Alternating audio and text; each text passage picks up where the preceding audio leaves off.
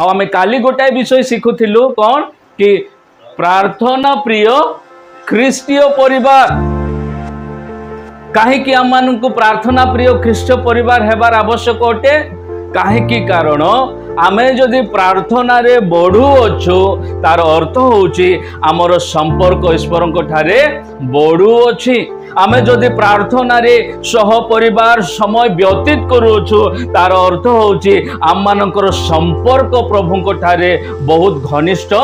होउछि। आमे जदि प्रार्थना करिबा नाय व्यक्तिगत भावरे इंडिविजुअल भावरे आमे पारिवारिक प्रार्थना आमे करू पारू नाहु आमे हमर निज इच्छा रे निज कार्य रे निज जीवन को व्यतीत करूछु प्रभु को निमंते गोटाए मिनिट मध्ये आमे बाहर करि पारू नाहु तार अर्थ कोन होउछि आमे तो क्रिश्चियन लोक ख्रीष्ट परिवार किंतु आमर ख्रीष्ट प्रभु सहित आमर संपर्क नाही।